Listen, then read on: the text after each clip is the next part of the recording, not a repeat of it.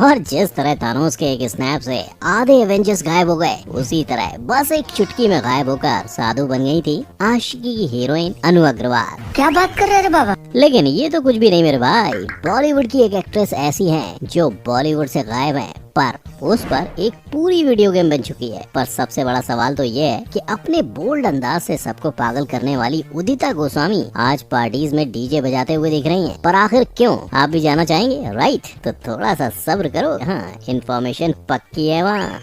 Thanks. Number 1, उदिता गोस्वामी। क्या आपने कभी सुना है कि किसी ने अपने ही शादी पर ढिंचक ढिंचक डीजे बजाया? What?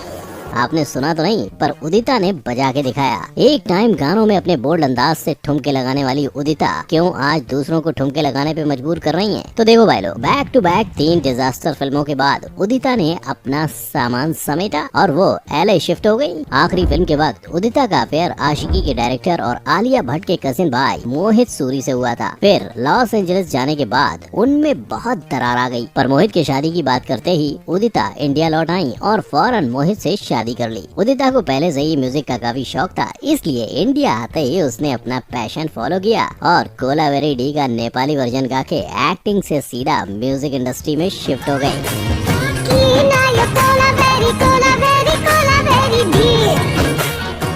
और अब उदिता इंडिया के फेमस डीजे सुकेतु से प्रोफेशनल ट्रेनिंग लेकर इंडिया की पहली सेलिब्रिटी डीजे बन गई हैं। नंबर 2, हर्षाली मल्होत्रा।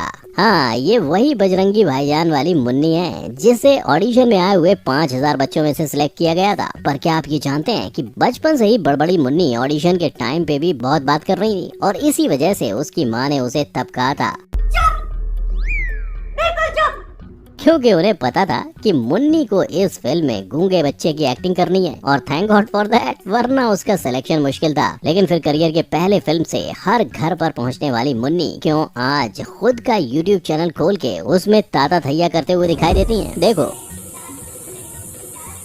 बजरंगी भाईजान के बाद हर्षाली को प्रेम रतन धन पायो में रोल ऑफर हुआ था, पर रोल छोटा होने के कारण उसकी मां ने वो रिजेक्ट कर दिया और फिर हुआ ये कि उसे फिल्म मिलना बंद हो गई। इसलिए आजकल हम उसे पढ़ाई के साथ साथ भरतनाट्यम सीखते हुए देखते हैं, जिसका फायदा शायद उसके आने वाले मूवी में होगा, क्योंकि जल्द ही हमें वो नास्तिक मूवी में दिखाई देने वाली है। नंबर 3, अनु अग्रवाल। अब बात करते हैं उस बॉलीवुड हीरोइन की जिसने एक्टिंग छोड़ साधु जीवन अपना लिया। आशिकी मूवी की लीड एक्ट्रेस अनु अग्रवाल 25 सालों बाद कपिल शर्मा के शो में दिखी थी। आजकल अनु अग्रवाल फाउंडेशन चलाने के साथ मोटिवेशनल स्पीकर इस नाम से नवाजी जाती हैं। पर ये सब चेंज आया कैसे? असल में अनु अपनी आखिरी फिल्म के बाद ही योगा और अध्यात्म की ओर बढ़ी, पर अचानक एक बड़े कार एक्सीडेंट के बाद अनु कोमा में चली गई और जब 29 दिन के बाद उन्हें होश आया तब वो सब भूल चुकी थी। उसे बस एक ही चीज याद थी और वो था उसका स्पिरिचुअल नाम आनंद प्रिया। फिर हॉस्पिटल से निकलते ही वो कहाँ गायब हो गयी ये किसी को पता नहीं था। लोग कहने लगे कि वो साधु गई, पर कुछ दिनों बाद पता चला कि अनु बिहार के एक योगा स्कूल में रह रही हैं और वहां उसने 3 साल तक योगा से अपनी भूली हुई जिंदगी फिर से पाली है। हाल ही में अनु को इंडियन आइडल शो में भी देखा गया था, वहां भी अनु ने मोटिवेशनल बातें की, लेकिन शायद अनु ने कुछ ज्यादा ही बातें कर दी, क्योंकि उनका कहना था कि शो को टेलीकास्ट करते वक्त उनके सीन्स ही काट दिए गए। नंबर 4, समीरा रेड्डी। क्या मैं कहूँ कि समीरा ऐसी इकलौती इंडियन एक्टर हैं जिस पर एक पूरा वीडियो गेम बना है, तो आप मानोगे, पर मानना पड़ेगा क्योंकि गेम ऑलरेडी बन चुका है। Sameera the Street Fighter flop movie से परेशान होकर समीरा ने बॉलीवुड से स्विच करके तमिल इंडस्ट्री में तहलका मचाया, पर फिर भी क्यों आज समीरा को एक्टिंग करियर से दूर होके हाउसवाइफ बनना पड़ा? 2014 के एक अपलोड किए फोटो ने समीरा को तमिल इंडस्ट्री से लॉग आउट कर दिया, क्योंकि ये फोटो में जो जनाब हैं वो हैं श्रीलंकन प्रेसिडेंट के बेटे नमल राजपक्षे और तमिलियन पहले से ही श्रीलंकन के खिलाफ हैं, तो बस हो गई समीरा बाइकआउट। Back to back Tamil film करने से समीरा के बॉलीवुड के दरवाजे भी बंद हो गए। इसीलिए अपने करियर को टाटा बाय बाय करके समीरा ने अपने पति और 2 बच्चों के साथ खुशहाल जिंदगी जीने का फैसला किया और आजकल वो सोशल मीडिया पर बॉडी पॉजिटिविटी लेकर ट्रोलर्स को मुंह तोड़ जवाब देते हुए दिखती हैं। नंबर 5, असिन। इंडस्ट्री में टॉप एक्ट्रेस के साथ काम करने के बाद भी असिन ने ऐसा क्यों कहा कि बॉलीवुड की फिल्में ना करना उसके लाइफ का सबसे बेस्ट डिसीजन था? वेल, उसका कारण है ये। आमिर के बाद असिन को बैक टू बैक सलमान के साथ फिल्में मिलती गई और बस फैन को लगा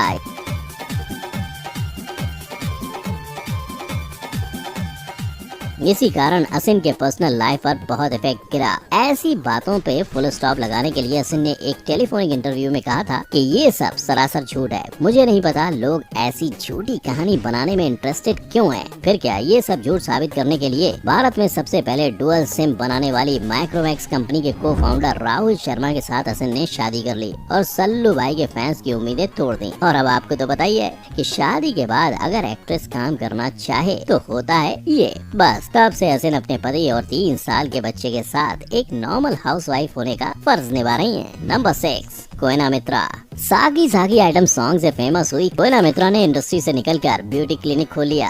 पुराने जमाने की ये नोरा फतेही आजकल स्किन सर्जरीज के बारे में ज्यादा इंटरेस्ट दिखा रही हैं। प्लास्टिक सर्जरी का नाम सुना है? और ये जान के आपको हैरानी होगी कि इसकी वजह है वो खुद। अपनी नोज सर्जरी फेल होने के कारण कोयना 6 महीनों तक घर से बाहर नहीं निकली थी और जब वो निकली सबको कोयना की सर्जरी का पता चला तो उसे फिल्में मिलना ही बंद हो गई। उसे 1-2 फिल्म के ऑफर आए पर वो बोल्ड फिल्म के थे। इस सबसे थक हार के कोयना ने रियलिटी शो बिग बॉस, जिसने कई सितारों के बिगड़े करियर को बना डाला, वहाँ पर जोर आजमाया पर वहाँ भी उसका कुछ खास नहीं हुआ। अपनी एक छोटी सी सर्जरी का नतीजा इतना महंगा हो सकता है ये जानने के बाद उसने ये ठान लिया कि ऐसा फिर कभी किसी के साथ नहीं होना चाहिए। तो बस बन गई सीधा एक्टर से एंटरप्रेन्योर। और अब तो कोयना एक पूरा ब्यूटी इंस्टीट्यूट निकालने की सोच में पड़ी है। नंबर 7, ईशा देओल। क्या आपको पता है कि ईशा ने अपनी पहली फिल्म अपने पिता को बिना बताए की थी और जब धर्मेंद्र जी को पता चला तो हुआ ये। क्योंकि ईशा का बॉलीवुड में काम करना धर्मेंद्र को पसंद नहीं था तो क्या इसी कारण वो 10 साल तक इंडस्ट्री से बाहर रही? नहीं। Well not entirely. Flops film के कारण हेमा मालिनी ने ईशा को सिर्फ लीड रोल करने की सलाह दी थी। बस इसी कारण ईशा लीड रोल का वेट करने लगी। आखिरकार थक हार कर हेमा मालिनी ने खुद ही फिल्म प्रोड्यूस की पर ईशा की एक्टिंग इतनी कमाल थी कि आधी शूटिंग में डायरेक्टर घर का रास्ता पकड़ के निकल गया। पैकअप पिक्चर बंद। और फिर ईशा कभी मूवी में नजर नहीं आई, लेकिन फिर जब नजर आई तो ऐसे आई क्योंकि हाल ही में invisible women web series shoot के दौरान ईशा के सोशल मीडिया पर फोटो अपलोड होते ही ट्रोलर्स ने उसे बॉबी देओल से कंपेयर किया, जिसके स्मार्ट रिप्लाई देते हुए ईशा ने कहा कि अगर आप मुझे मेरे भाई से कंपेयर कर रहे हो तो ये मेरे लिए कॉम्प्लीमेंट है। Number 8, Tanushree Dutta.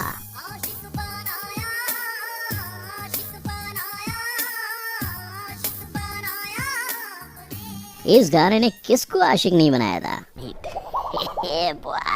2004 miss universe competition में पार्टिसिपेट करने वाली तनुश्री दत्ता आजकल यूएस की सड़कों पर घूमते हुए अपनी नॉर्मल लाइफ गुजार रही हैं। तनुश्री ने एक जूम इंटरव्यू में बताया था कि बॉलीवुड इंडस्ट्री में एक्ट्रेस को बस एज एन ऑब्जेक्ट की तरह ही यूज किया जाता है और शायद उसका कहना सच था क्योंकि पहली फिल्म से बोल्ड अंदाज में पॉपुलर हो गई तनुश्री को चॉकलेट मूवी की शूटिंग पर डायरेक्टर ने remove your clothes and dance with Irfan ऐसे कह दिया था।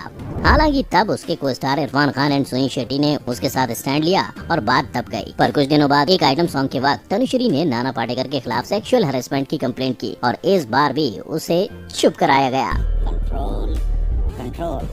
फिर कुछ साल बीते, #MeToo मूवमेंट आया और तनुश्री को लगा कि इस बार बात उठाकर शायद कुछ नतीजा निकले, पर अफसोस कोई नतीजा सामने नहीं आया।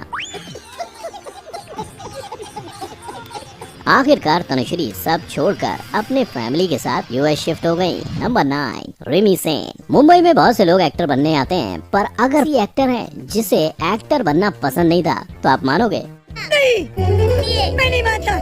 पर ऐसा क्यों? आइए जानते हैं। बागबान, हंगामा, धूम जैसी हिट फिल्मों में काम करने के बाद रिमी सेन के पास फिल्म्स की तो लाइन ही लग गई, पर उन्होंने आई हुई सभी फिल्में रिजेक्ट कर दी क्योंकि रिमी का मानना था कि फैमिली प्रॉब्लम की वजह से वो एक्टर बन गई थी, जबकि उसके सपने कुछ और थे। हाँ, लेकिन एक्टिंग करने का कभी शौक था नहीं मुझे। और इसीलिए 2016 में रिमी ने अपना खुद का प्रोडक्शन हाउस शुरू किया और एक फिल्म भी प्रोड्यूस की। हाल ही में हुए एक इंटरव्यू में रिमी ने कहा कि वो आज भी अच्छे स्क्रिप्ट की तलाश में हैं। लेकिन रिमी के फैंस ये सुनकर खुश मत हो जाना क्योंकि रिमी एक्टिंग के लिए नहीं बल्कि प्रोड्यूस करने के लिए अच्छी स्क्रिप्ट ढूंढ रही हैं। तो ये थी गायब आपके लिए ढूंढ ली, इसलिए आप भी चुटकी बजाइए और जल्दी से हमारे चैनल को सब्सक्राइब करिए और ये वीडियो देखकर आप किस एक्ट्रेस को मिस कर रहे हो ये हमें कमेंट सेक्शन में जरूर बताइए। तब तक के लिए वीडियो को लाइक और शेयर कर दें। चलिए मिलते हैं आपसे जल्दी, दुआ में याद रखिएगा। जय हिंद।